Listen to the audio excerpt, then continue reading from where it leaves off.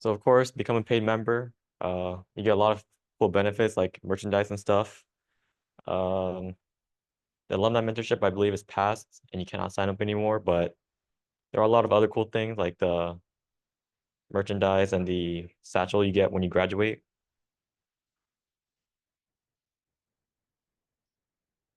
And then the next upcoming competition is RVB, I believe, and it's going to be on November 16th. Um, it's going from 11 a.m. to 5 p.m. And it's basically where you're blue team and you're defending yourself against other professional red teams who are attacking you. So sign up ends on November 8th. So if you're interested, please sign up. Oh, yeah. And today or for the first hour or so, we're going to be doing a little work time where we just work on the environment themselves. So we'll be going around helping you guys with any CTF questions or any help you may need during the environment. So here are the scenarios and like the links for the previous weeks of Linux hacking, Active Directory hacking, and the S.C.A.R.E briefing packet if you haven't seen it already. Yeah, have fun hacking.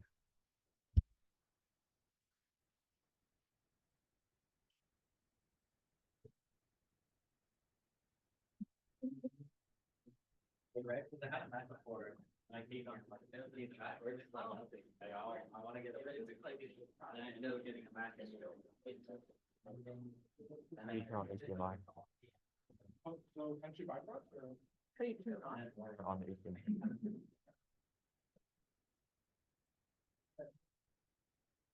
Oh, for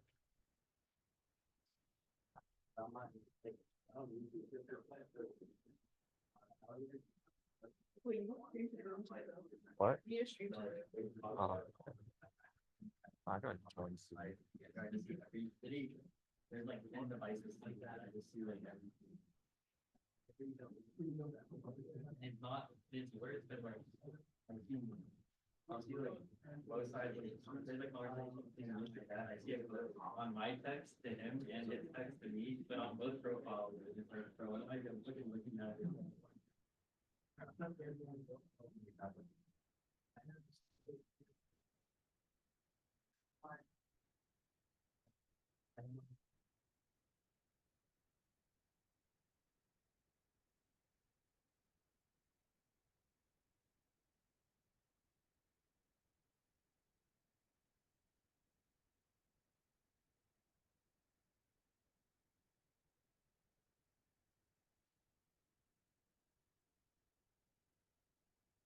Okay, so we're going to be going over some CTF questions. Does anyone have any ones that they want to go over first of all?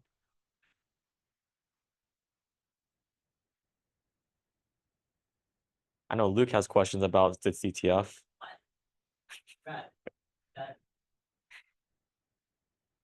All right, then we'll just go over some fun ones. Mostly just Linux 2 since that was the harder one. But yeah.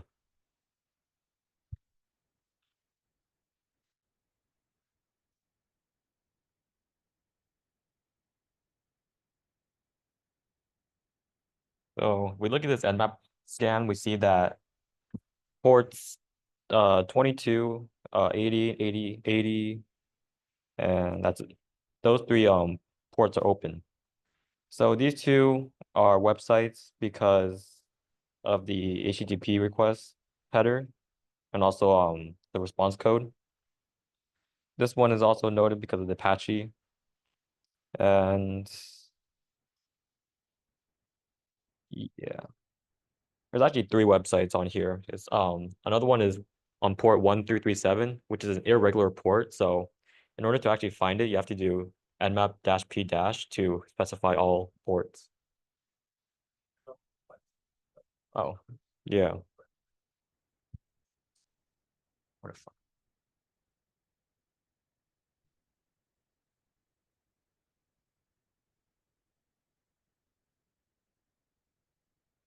Okay, yeah.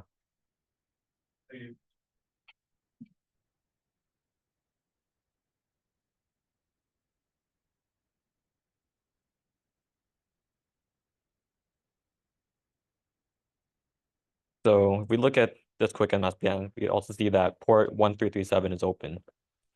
So starting with the easier one, I guess. In order to go through the easier one, you actually have to go through Linux 1. That's kind of how I set it up. So to actually get the credentials, you have to get either root or just initial access to the environment.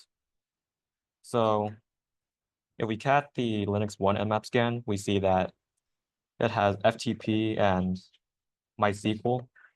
These are the main ones that you want to look for, because if we go to port 80, you get a funny web app.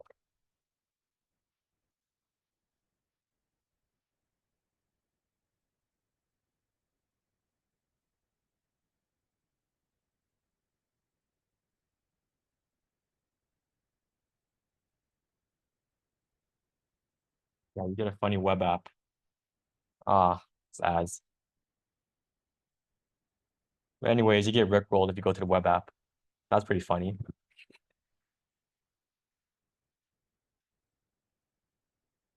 So if we look at the FTP and we log in anonymously, so FTP, let's say that 1.1.5, it asks for a username.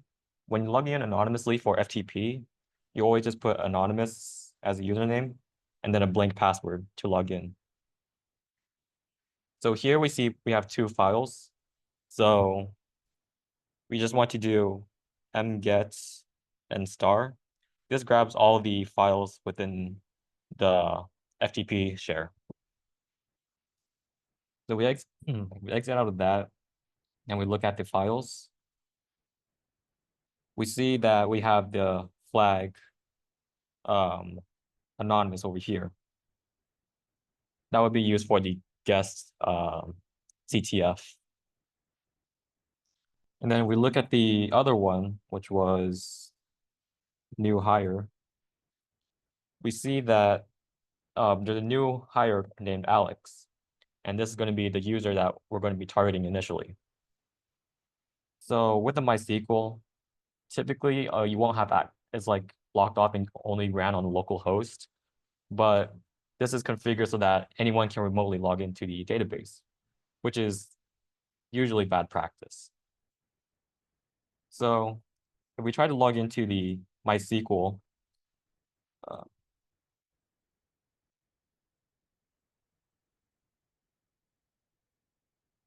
we just have to guess random passwords. So either root admin, root password, which is a password. Password is password. So from here, we start doing SQL queries. Initially, when you log in, you want to see what kind of databases and tables there are to see what you can target. So what we can do is show databases, and we see that we have an experiments database, which is unusual.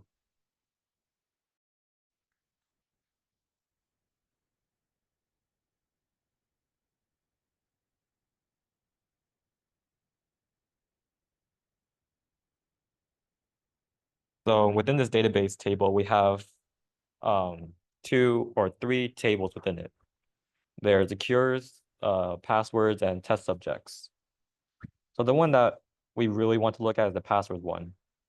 So if we select everything from the password file,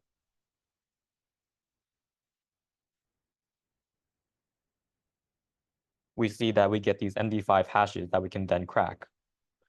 But then we have to also find out where these passwords go to. So then if we look at test subjects,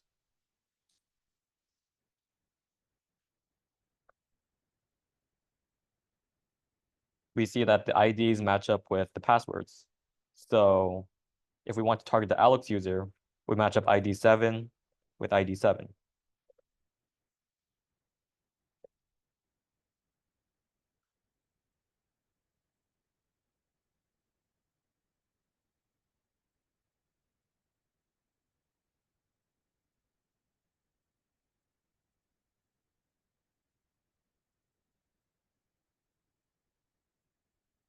So what we just did here is we're taking this hash and putting it into a file called hash, and then we're using a tool called hashcat to crack it. Since we already know it's an MD5 hash, we can use the module 0 to specify the hash type. And then here we're using the word list rocku.txt, which is stored in the /user/share/wordlist directory. So then it takes a little bit of time to run, but eventually it will like start up and crack the hash pretty easily. And here we see that the password is baby mama. So since we have this password, we can most likely assume that Alex has the same password as what was in the database. So we SSH Alex 1.145. And now we're in the Alex user. And then here we can get the flag, which is right here. And then once you get this flag, you can either go do a privesc or move directly into Linux 2. Um, let's just do the privesc because it's simpler. So if we go to our tools directory, I have a bunch of tools that are pre-installed for you guys. So everything that you would need for this environment would be stored within this directory. So if we do the Linux binary too, because we're targeting Linux, we have this linpeas.sh file. So if you remember back from Tuesday's meeting, we use linpeas to help enumerate our privesc paths. So in order to do that, we actually have to upload linpeas onto the target machine. And we can do that by making a Python through web server. So we make this server within this directory, and we're hosting it on port 80. And then if you look at a local host, we see that these are the files that are over here. So what we can do now is just do wget http 5.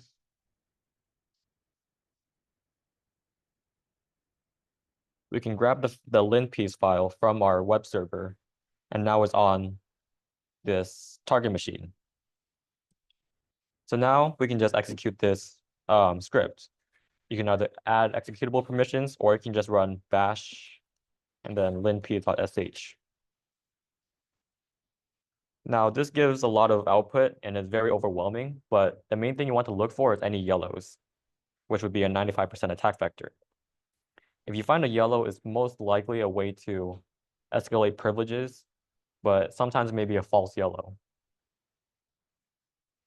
And then if there's no yellows, well, you just gotta look for things yourself manually.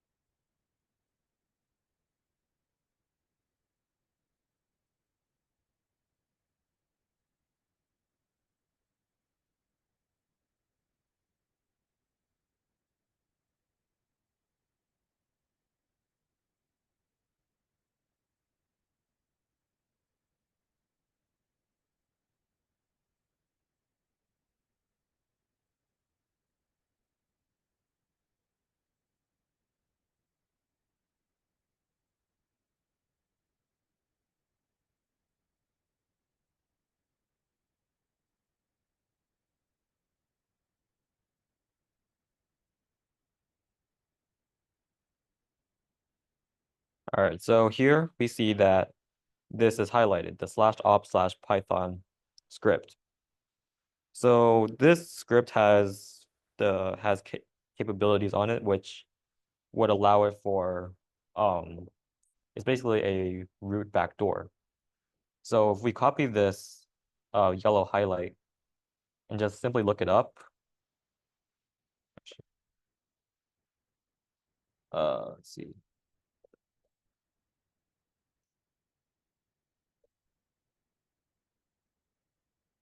We see that the first result is the GTFO bins. So with GTFO bins, this is just a big repository of exploits that you can use with SUID binaries, typically. But it's a repository where like it's something that you can take advantage of with the binaries, especially with Python, base64, et cetera, et cetera. So the one we want to look at is the capabilities one. If we look down here, it's very similar to what we were looking at over here. So this top part is the setup and how you can make this vulnerable in case you want to make a lab. And then down here is the actual exploit that you want to run. So if we copy that and paste into the terminal and specify the /opt directory, we now see that we are the root user. So with the yellow highlights, you can almost always assume that it's going to be a pretty easy privilege escalation because it's just that, because it's how often and common it is. So if we go to the home directory of the root user, we see that we get the root flag.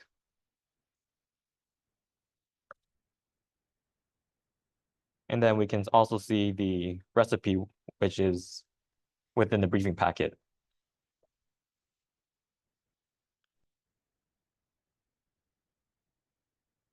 So from here, we want to try to laterally move to the Linux 2 machine. So to do that, there are two ways. Either one, cracking the MD5 hash of the Daniel user through MySQL, or through Gitbucket. So if you want to go through the Gitbucket way, which is what we'll be doing, you want to see what kind of local ports are open. If we look back, if we looked around on this directory or like this system, there's not much on here except for an interesting port that is open. And we can see here is this port because it's running an Apache server, which is a web app, on localhost on port 8080. So this port is not open to the public, and which is why it doesn't appear on our Nmap scan initially. But since we're on the machine itself, we can access this this website locally. So to do that, we would do curl localhost port 8080. And then we see that we get credentials here, which is Brian Wong with secret tunnel as the password.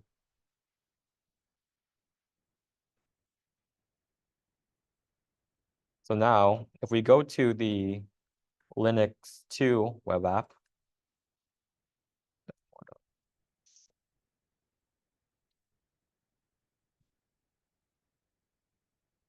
we can then sign in as the Ryan Wong user.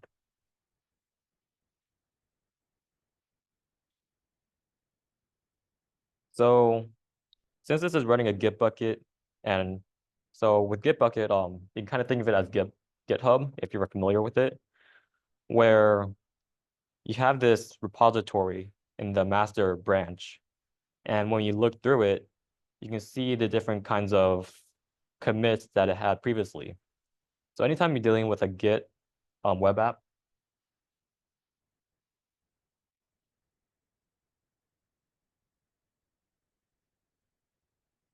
yeah, anytime you're dealing with a Git web app, such as Git bucket, GitLab, Git, GitHub, you want to look through the commits to see if they deleted any sensitive information.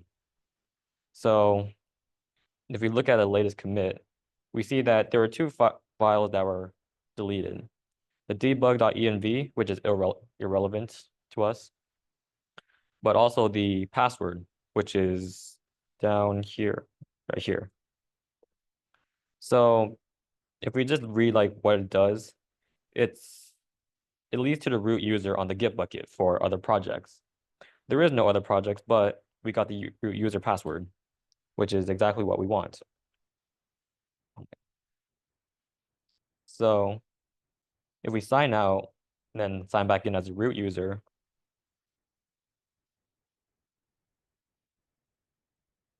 we now have admin access over this web page. So typically when you have web admin access over this web page, you're going to have a lot more functionality over it. One of the main things on this Git bucket would be the system administration. With this system administration, you see all these various things, such as data export, import, database viewer, etc. The one we want to look for is the database viewer. And then assuming you put in the flag for the Git bucket on the CTF, you'll be hinted with the title H2 database. So if you look up H2 database exploit, you'll most likely find, I think, this one.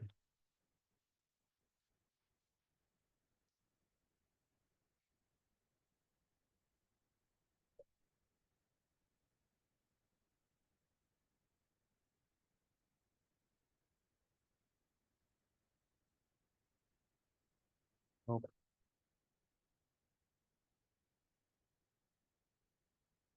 All right, well, it's online somewhere, but basically, um,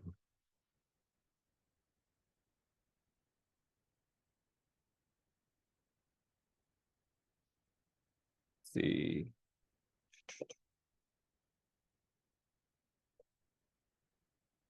Right.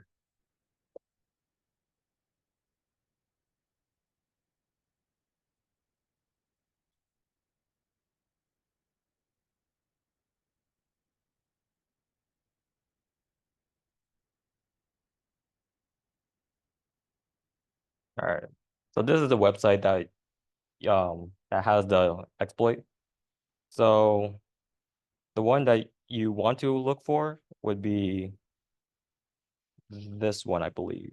No, this one, the shell exec alias. So what this will essentially do is it'll make an alias on the H2 database viewer, and then it'll allow you to perform code execution on the machine. So if we copy this script and go back to the Git bucket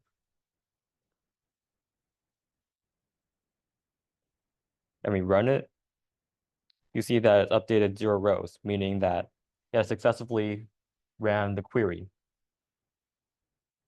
So then if you go back to the website and then shell exec ID,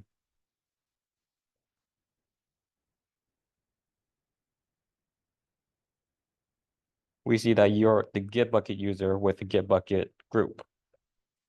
So just to make sure that we have actual shell command or execution, we can see pwd and such. So when we ran print working directory, we see that we're in the root directory.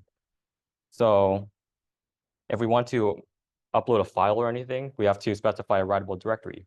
This could be the /temp directory, the Git bucket's home directory, etc. So we see that if we ran ls/home, we see that there's the user is Daniel and Git bucket, as well as ccdc. So we can just upload a file to the Git bucket home directory.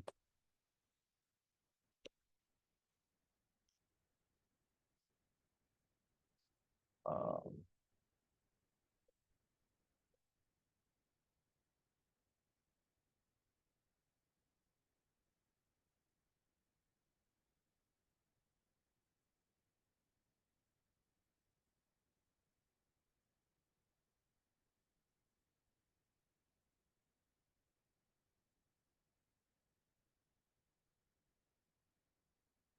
all right, so here we generate a reverse shell that we put into a file.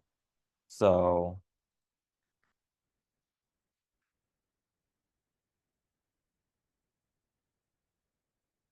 we put it into a file and then we make the Python 3 web server again. And then here we can upload the file.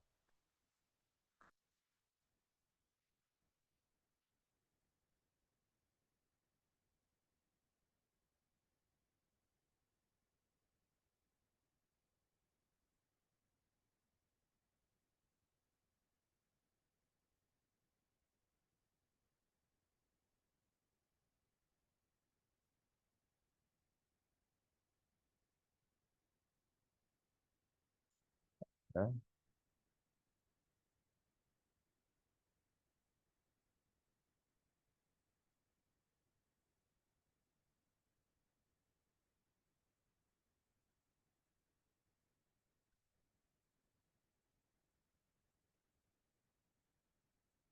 Okay, so as we can see, we successfully uploaded the file because we got the GET request and the 200 response code.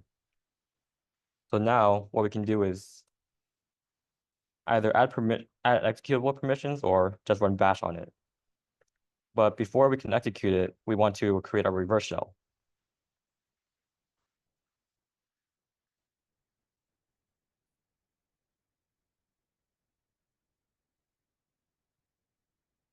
So here we made this netcat listener where it's listening on the port 4444 so that it can capture any incoming connection. This is typically standard when it comes to reverse shells and setting them up. So if we run the query, we see that we are the Gitbucket user. So with this, we see we can then go to the home directory and get the flag.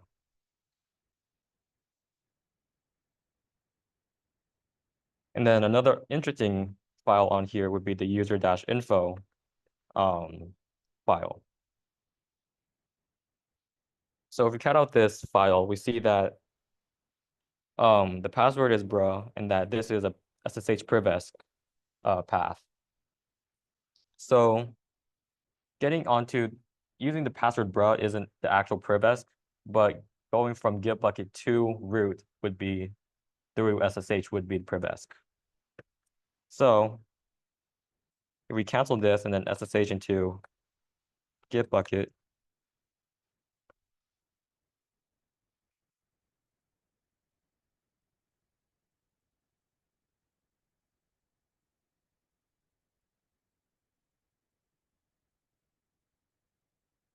uh,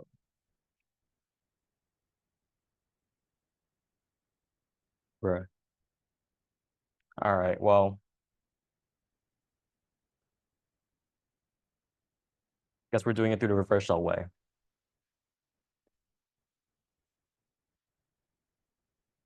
So we get into this reverse shell, and then typically we want to privesc, right? So we would do the same thing with uploading linps, etc. But just at the same time, we're going to find the SSH certificate in the /op directory, as you can see here with the CA_key. Now this private key isn't used to SSH directly into root user, but we're going to be using this SSH key to sign our own one so that we can impersonate the root user. So the reason why you can't use this private key to SSH into root is because the corresponding public key isn't stored within the authorized keys file. So what we can then do instead is sign off our own SSH keys. So we can do keygen -b 4069 -f row. So this is generating our own SSH key. And then if we look back, we have our bruh and bruh.pub file. So then if you thoroughly look through how SSH works, you will see that you can actually use it to sign off the your own SSH keys to be with so you can sign off your SSH keys with a certificate that allows you to log in as other users. And then the command for that would be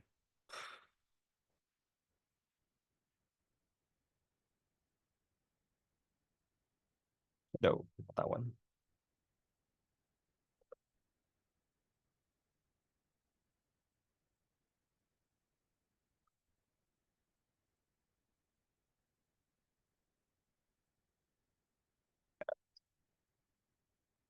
-s/op/ca_key.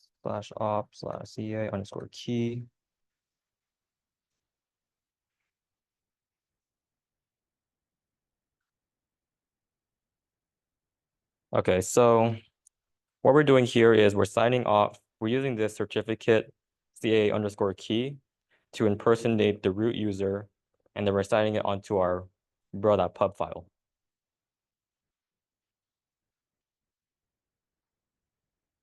So as long as our ID is Kali, or which would be our attacker name, we can log in as root whenever we want.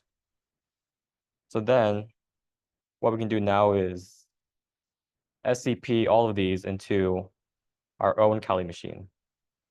So we can do that by doing bruh.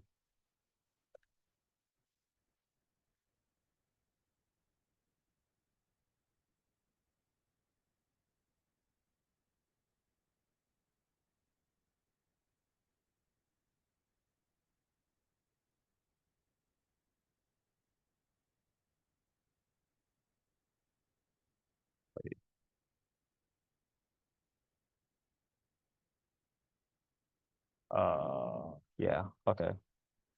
Let's see, git bucket 31.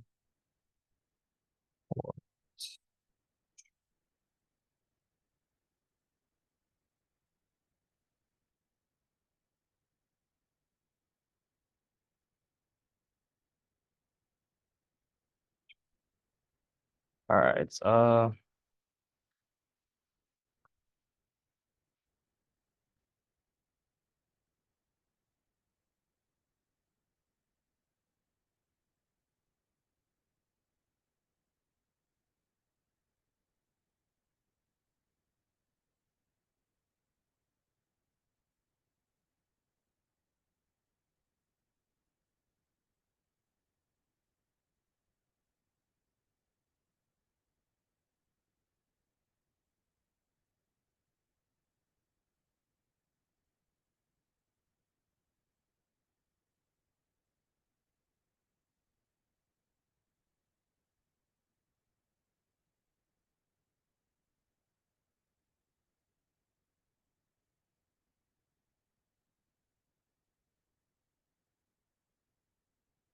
Okay, so once we grab all those files, we can then SSH into the root user.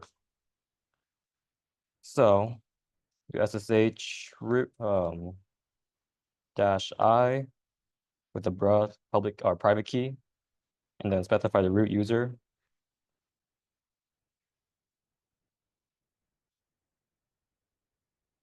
Oh,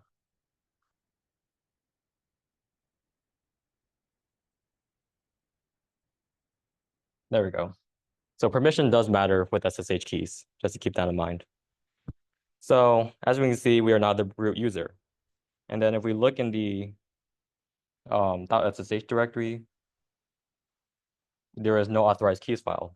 So without the authorized keys file containing the public key, you cannot use the certificate to log into SSH, but you can sign your own certificate to log in as root.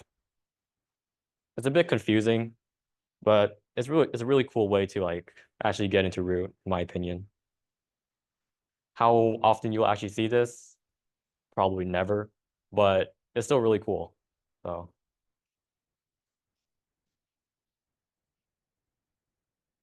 then here we see we get the recipe 3 and then the root.txt file.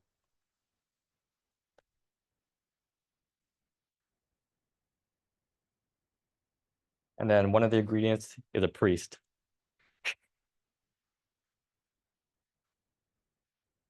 Uh, Anyone want to go over anything else on the CTF?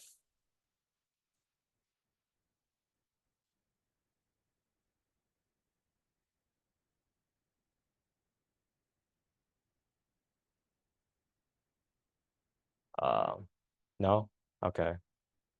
Well, that's basically all it is for the Linux side. Of course, there are a lot more vulns that you could do. Um, I think Magic Informer is a bit too advanced for this, but I guess another way you could go into root as from Linux 1 to Linux 2 would be through Daniel user. So I guess we can do that. So then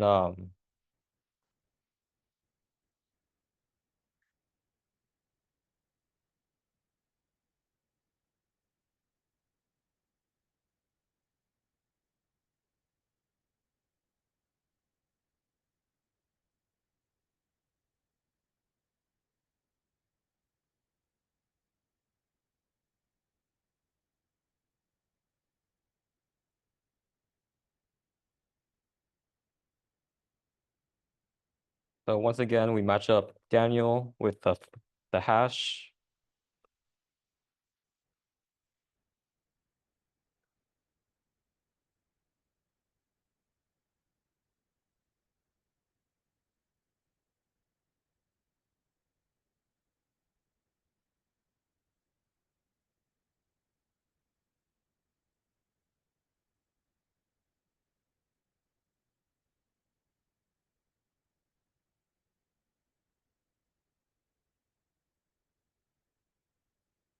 And then we see that this is the password for Daniel.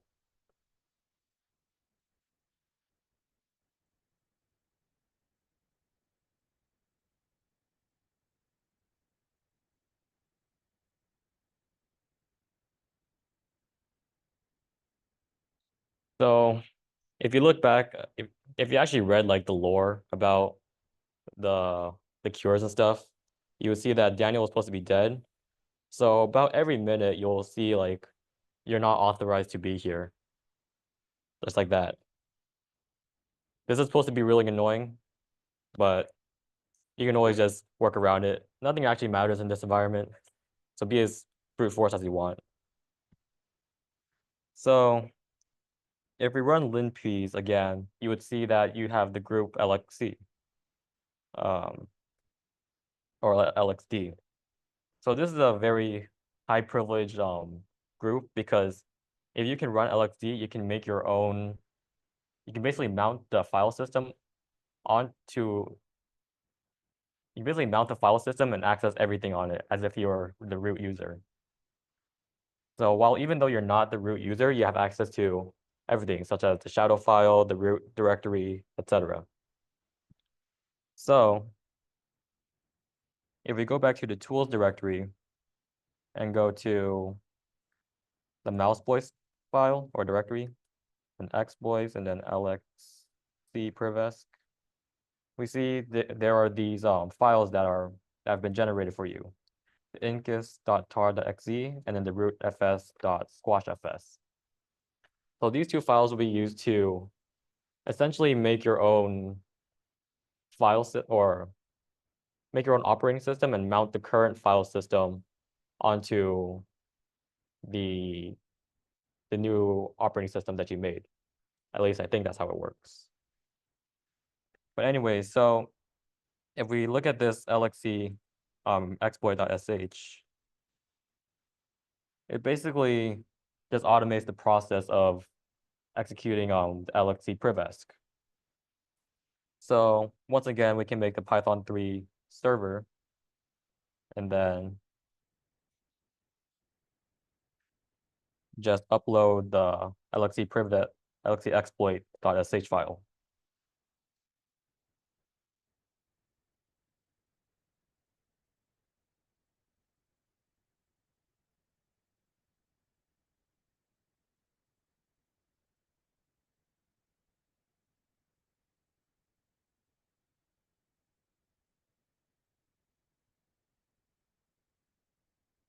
So then if you just let this run, you'll eventually see that you're the root user, but you can also go to the /mount directory and then root. And then we see that this is the root directory of our original file system. So with this, we can go to the root directory again and then get the root flag.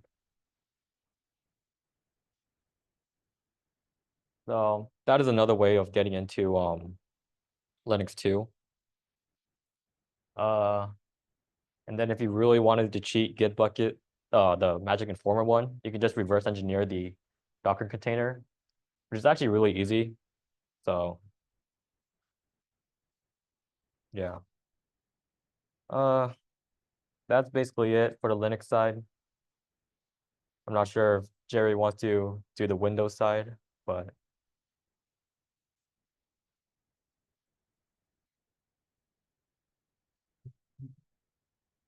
oh, I'll just take that as a no. So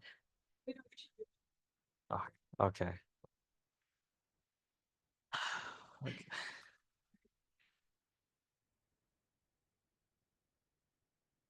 Um,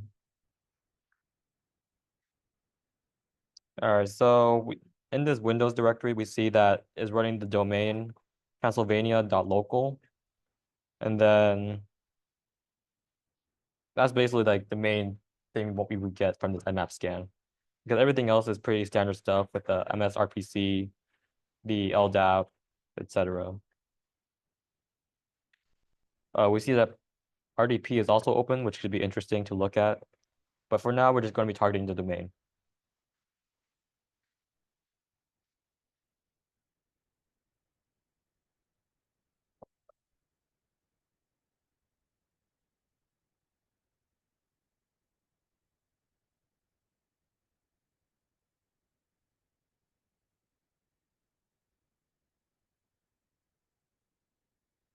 Okay, so when anytime you attack a domain, you have to specify the domain, the IP address of the domain controller within your etcresolve.conf file. This makes it so that it can actually resolve the domain of the Windows machine that you're targeting.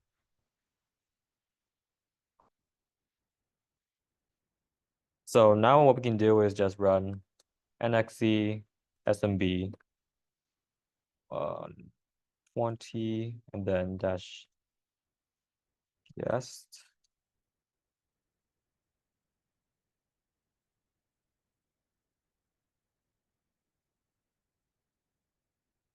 So if we let this run,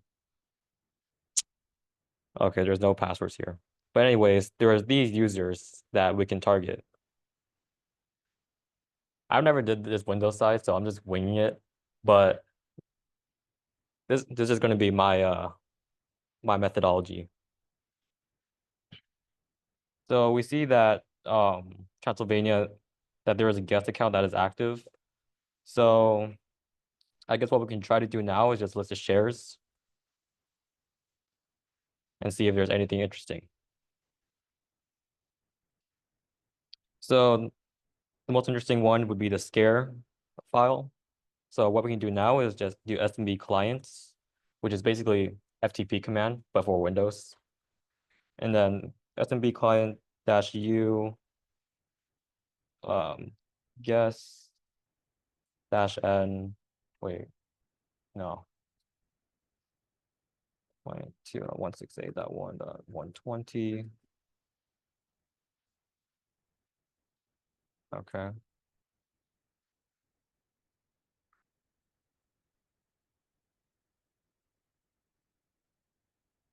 Okay. Well, there's nothing here. Jerry, you want to do this? Yeah, use mine.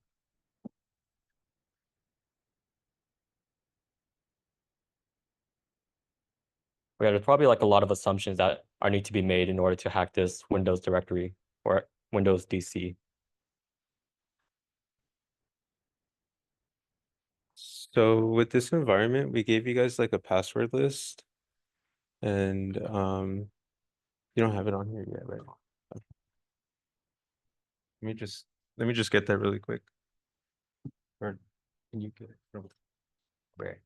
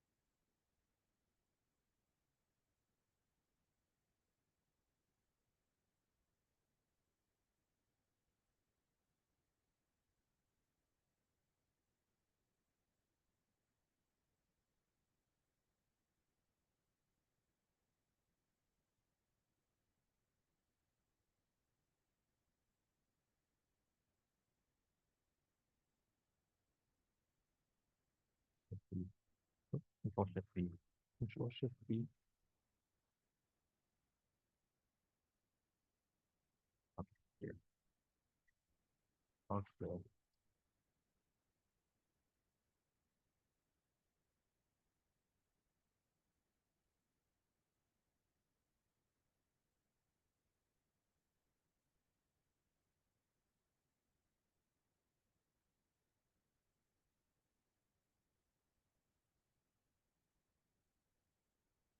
Okay, so with this password list, you'll try to password spray with the users that you found initially with the -- users flag. So if we do that, we would see that if you have the password. It was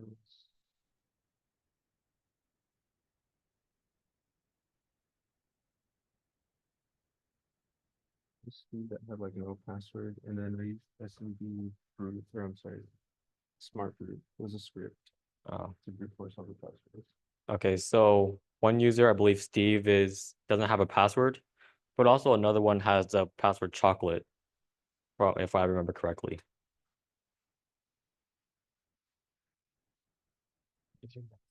Huh? Is that exact? For password spring? Yeah. I've actually never used that. Want to try that? Okay.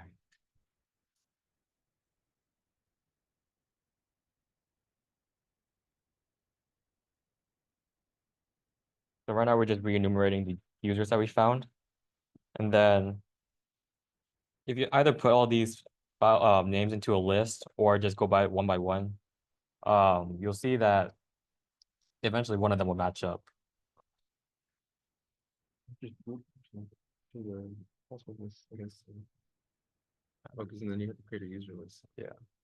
So you eventually see that Chris has the summer password and then John has the welcome password that were from the password list.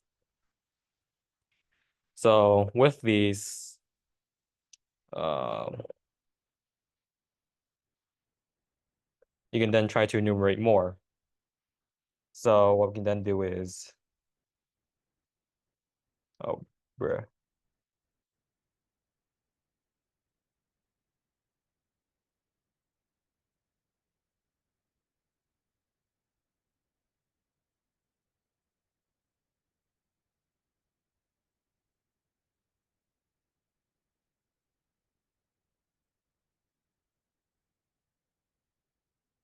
Lowercase.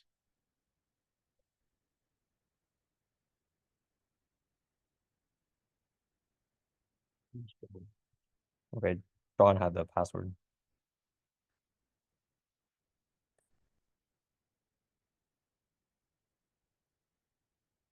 So we see we get the same users, but also that this John user has the welcome password. So then what we can then do is try to do other low-hanging fruits like Kerber roasting, ASRoP roasting, etc. So the one we typically want to do is ASRoP roasting.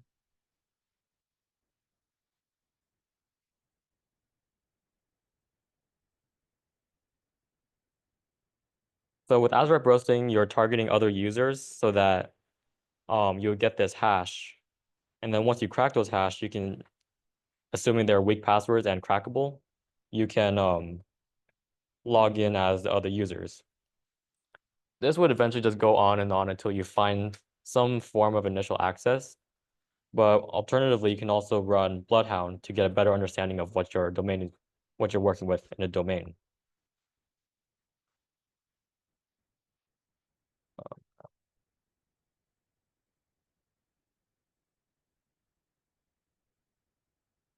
So here with Hashcat, we're just using auto detect and just hoping that Hashcat can crack these hashes. Yeah. Very good. Fun.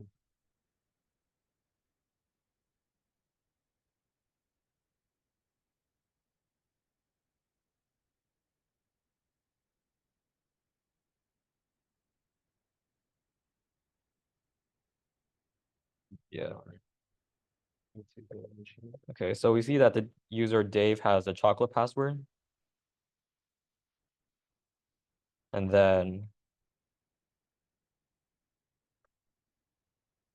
exe LDAP 20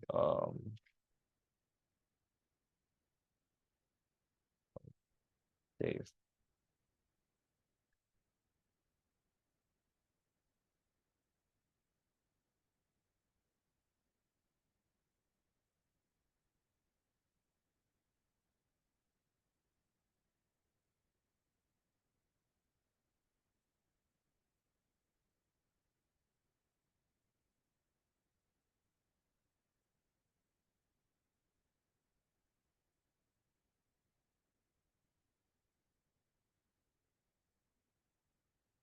Okay, so now that we got the executed Bloodhound on here, we can upload this to the Bloodhound tool so that we can get a graphical visual of what we're dealing with for the DC.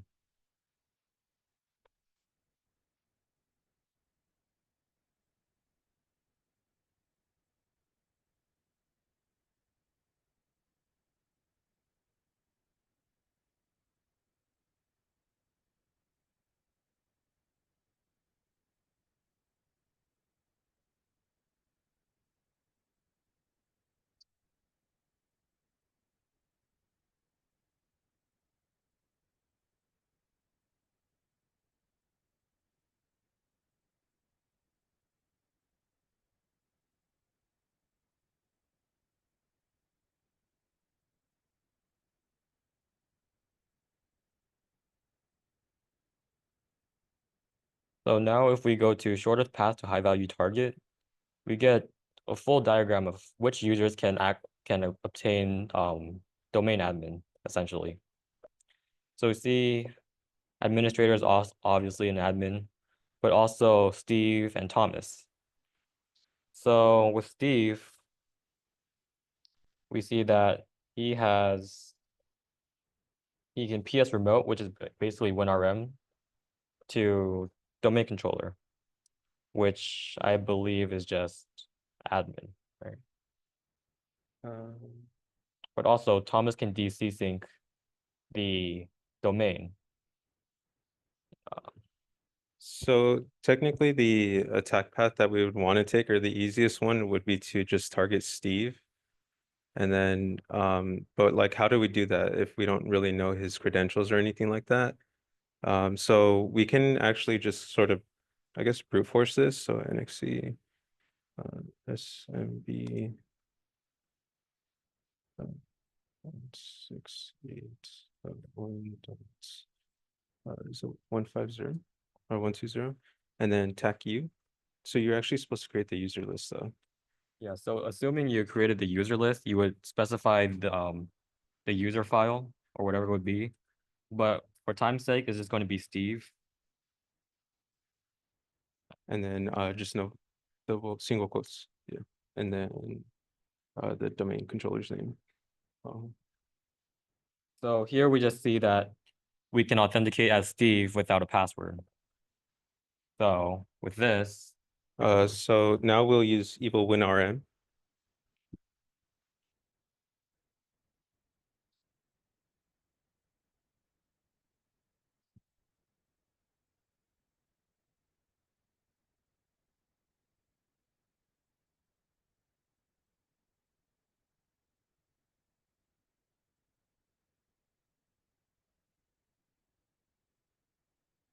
So now we actually are on the domain controller. And then this is like a pretty, really easy privilege escalation path, but we'll go into the C drive, list everything.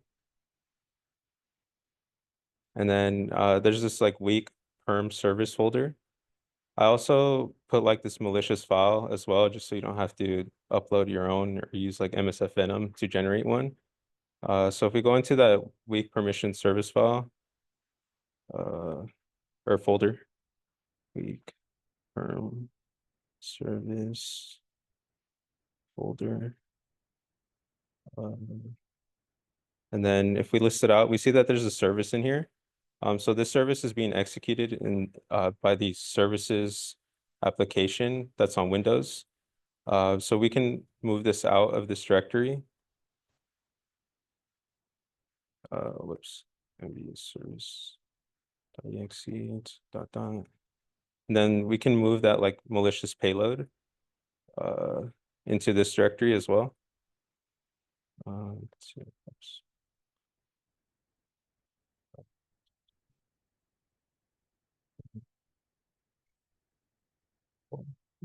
Service, blind service, service.exe to this directory, and then we need to rename it to the original service's name because that's what the application is looking for.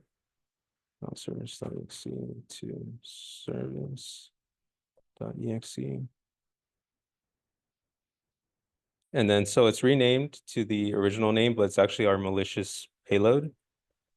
And if we split this, we'll put a netcat listener. And then on our WinRM session, we need to restart that service. So it's sc.exe, what the service's name.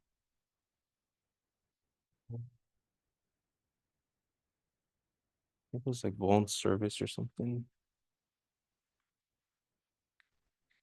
Stop Vuln service. So you would enumerate the services, but just for time's sake, I'm pretty sure this is what it's called. Vuln service.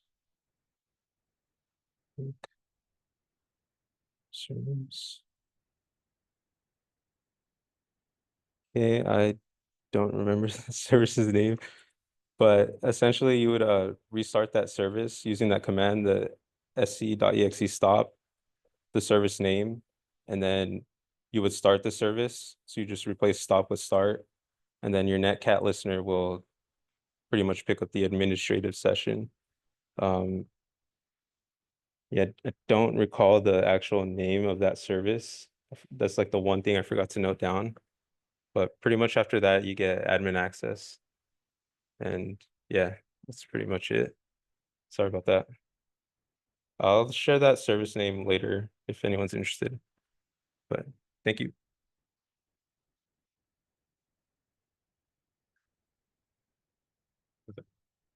Okay, so is there any questions about anything we did? I know we went over a lot. It's kind of an info dump, but no. All right, then this concludes the meeting. We just barely made it in time. And yeah, hopefully you guys go back on this environment and actually try doing some of these exploits yourself. I believe this environment will still be up for, I don't know, a week. So yeah, do try out. I worked hard on this. Oh, we're at the winners.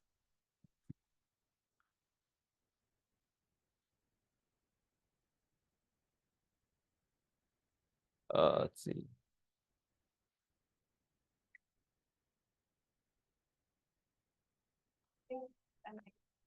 Where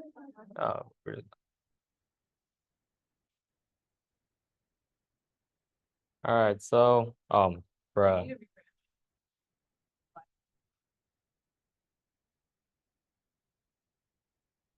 All right, so the winners for third place is AO, whoever that is. Good job. You guys, you won $15 and I believe a token. If you're not here, please try to come pick it up in the next meeting. And then for second place, we got Roberto. I think that's Roberto from Ryan's Pals, most likely. Even if that's not, please come pick it up if you can, if you're here in person. If not, next Tuesday or whenever you can. And then finally, we have Luke from CPTC, who was sandbagging. Gave me like 3 announcements, so he said like, I'll do it, okay? But yeah, you won $25 and a token. Come pick it up.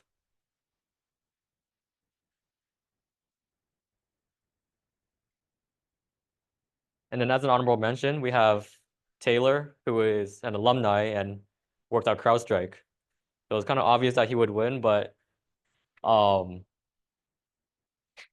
yeah, he doesn't get a prize just because he's a graduate or just because he's too good for this competition. But he did a really good job. He found everything. And finally, just be sure to sign in if you haven't. And yeah, that's the meeting.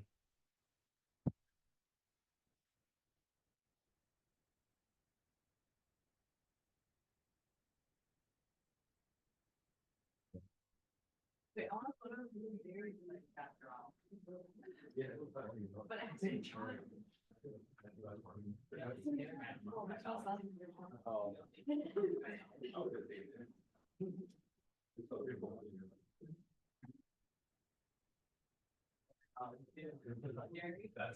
That's why I would think. Oh, thank you.